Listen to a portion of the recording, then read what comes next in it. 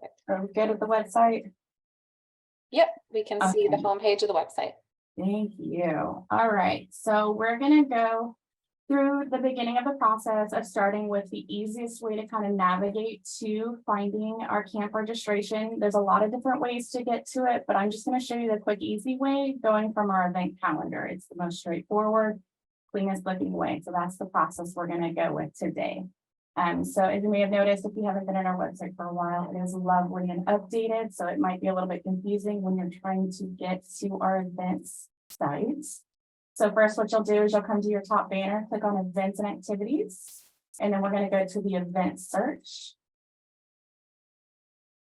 And what we're going to do is you can scroll through and go all the way down to June or July for preference, but we're actually just going to view it on our calendar.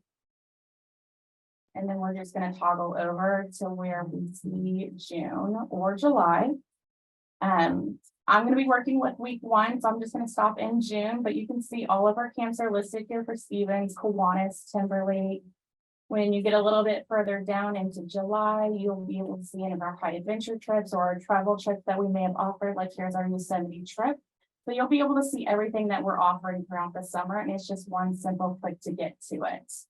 So I'm going to start with week 1. And once you click on it, it's going to pop down a little informational box. You have 2 ways to click. You can click on the title right here, or you can scroll down to the bottom and you can click on view details. So I'm just going to click on it, and it's going to take you to a landing page. And this is the same wording that was just on that little box that was popped up. You can read through it. It's kind of just the same information that Carrie presented earlier in regards to, for example, this one, the Stevens Ranch. We are going to register now. And this is going to take you to your GS events page or your GS login. So this is the landing page. This will give you again the description of Stevens Ranch, and you can just do a slow scroll down. And it'll give you options, and it'll show you that we have camp packs for purchase. It'll show you and tell you what are contained in the camp packs for each camp. For example, Stevens Ranch, their camp pack contains the t-shirt, camp patch, and a bag. For Timberlake Kiwanis, you have different options. So we'll also keep scrolling down, and you're going to see each section, and it's going to tell you again the price, the grade level that the girl will be entering in fall. So right now your daughter is in 1st grade, but you're going to be looking for a camp session for her in the fall. So you're going to be looking, for example, if she's a 1st grader, you're looking for sessions that she's going into grade 2. So we'll keep scrolling down. A little bit of information about each of the sessions I've offered during this specific week of camp. And down below is that cancellation policy that Sloan was talking about. Caitlin, no, registration does not open until 5 a.m. on January 30th. Right now, this is just live, so we can do a walkthrough for you. But there's that cancellation policy. So we're going to add 1 girl. That's all I have open right now, so that's all you'll see. And you'll do a login. So I've actually given a login. I'm going to paste that really quickly. Then we all get through. And this is going to take you to the registration page where you're now adding your daughter's information for her session. So right here where it says assign attendees, it's going to do a little drop down box. And then you're going to choose your daughter that you're registering for this session.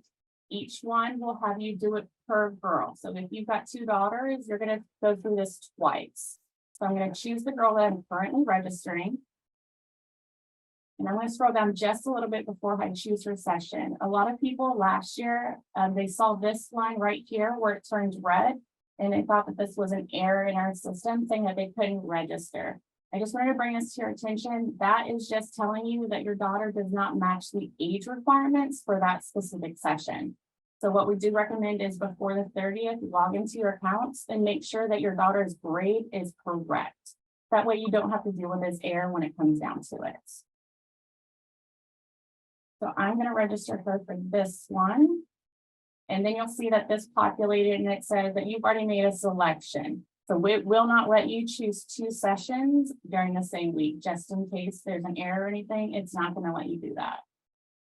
So you'll just scroll down all the way to the bottom And then here's where you'll choose what your camp pack is. So on the previous slide, you got to see what was in the camp pack and all of the items. Here's where you're going to tell us that you want the camp pack and then what size shirts your daughter wears. So in the past, our t-shirts and our patches were separate from the camp packs. This year, we've combined it all into one camp pack. So your camp pack contains that shirt and that patch this year. You'll say that you want one of that item and then you're ready to check out. So when you go to first register, you're only required to pay the deposits and then any merchandise purchased. So you'll see right here that it's $50 for her deposit and that $25 for that camp pack. So her total due is $75 to check out. You can pay more than that. I can change that to any amount I would like to pay. But the minimum required to complete that transaction is that $75. So what we'll do is we'll do credit card, you'll submit. And you're just gonna make sure that you chose the right girl, you've got her in the right week. Right here, you'll see that we've got her listed here for the shirt, for camp session, and it gets a little bit confusing because it says your total amount is $575. It's not until you get to check out where you'll see that you're only paying that deposit. So we're going to review our cart. And just in case you made a mistake, you are able to click edit and go back and make any changes you'd like.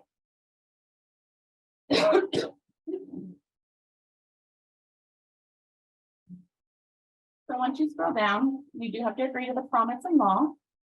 So you'll just read through right down the right side of your screen. You'll click I agree to promise and law, and then you'll add payment details. Once you click to this page, this is where you'll see that it did show that you're only paying that amount charged of $75. And you'll enter your credit card information. And then once you've entered credit card information, you will hit submit payments. I do recommend not closing your screen until you get your final confirmation. The screen will change to say thank you for your registration. It'll show like an order detail page. Until you get to that page, this registration is not confirmed. So just make sure that before you move on to another daughter or any other project, hit submit payment. So we make sure that you're getting taken care of. Alex, I have a couple questions in the chat. One is, can you come back later time and purchase the camp pack outside of this registration window?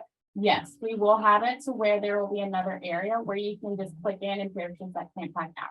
So you don't have to purchase it during the registration process. Awesome. And then what happens if they pay for more than just the deposit? They pay for the entire camp and then later earn enough cookie bucks to have paid off camp. Yeah, so once if you decide to pay in full and then cookie bucks are submitted to us for processing, we'll review how many cookie bucks you have compared to how much your camp is. If you have enough to pay for the session in full, we'll refund everything. If you have partial, we'll refund just enough for the cookie bucks to cover and the rest of the funds will stay on there. But you will get a refund of any difference. I think that's all the questions I had there.